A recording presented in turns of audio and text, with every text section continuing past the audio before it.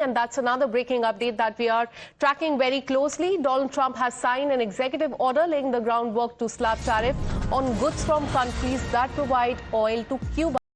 After Venezuela and Iran, Donald Trump has put the pressure on and zeroed in on Cuba, a small island just 145 kilometers away from Florida. Donald Trump has issued a blunt warning. He has said that make a deal or face the consequences, with oil from Venezuela cut off and Mexico halting the supplies as well. Cuba's energy lifeline is collapsing. On that, let me once again bring in my colleague Rishabh. Rishabh, after Venezuela and Iran, is Cuba the next major flashpoint? Because once again, Donald Trump has threatened Cuba. So take us through what can be expected and what is this entire issue about?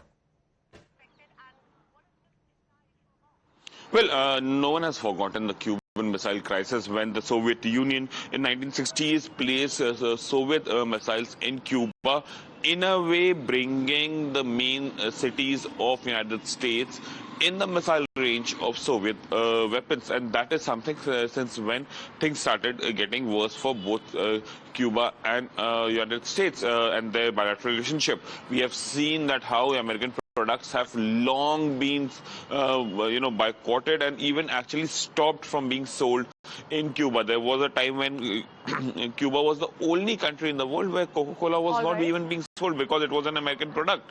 Except Cuba, everywhere else you'll find Coca-Cola. In Cuba, it was illegal to sell or have Coca-Cola products as well. So that was the bilateral strain between Washington and Havana. Now that Venezuela has been, subdued, Iran is being Iran is being coerced to actually agree to a deal in a way. Donald Trump has turned his attention to Cuba also. Remember, be it Cuba, be it Guyana, be it Venezuela, the whole belt that South America belt is high, rich in oil and rare earth minerals, and Donald Trump understands that.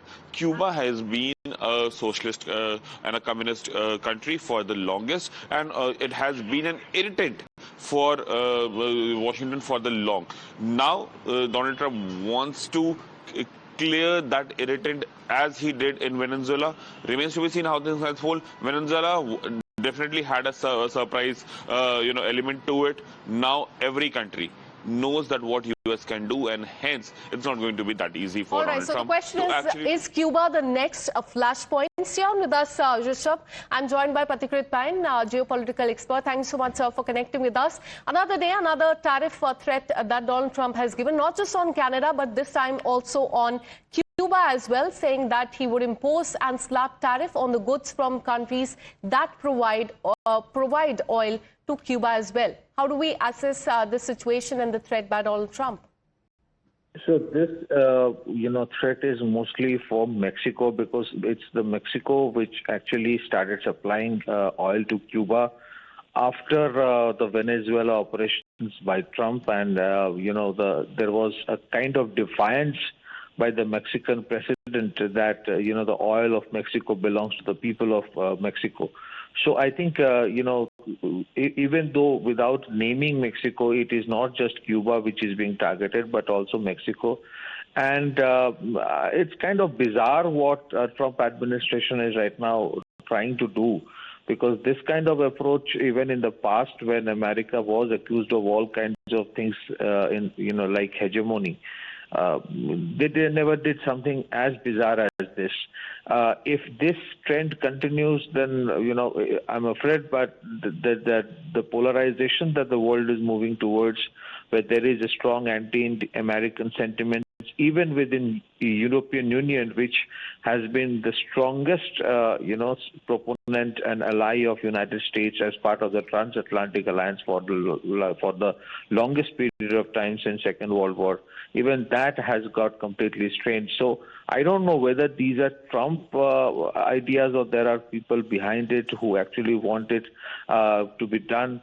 But it shows the kind of challenges a country can face when there is an overwhelming level of power, executive power, when it gets concentrated in the hand of a president in a presidential form of governance.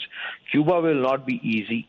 Even though Trump has already mentioned that he wants Marco Rubio to govern Cuba, because number one, Cuba, there will be a potential possibility of a high level of terrorism then starting from Cuba inside the United States. There are a large number of people of Cuban origin who already live inside America. I think we are entering a phase where America, if it continues to do these things, there will be internal turmoil within the shores of America, which perhaps they have not faced for decades. Back to you. All right, so the pressure has been sharpened on Cuba this time by Donald Trump. Thanks so much, sir, for connecting with us and bringing that perspective on the story.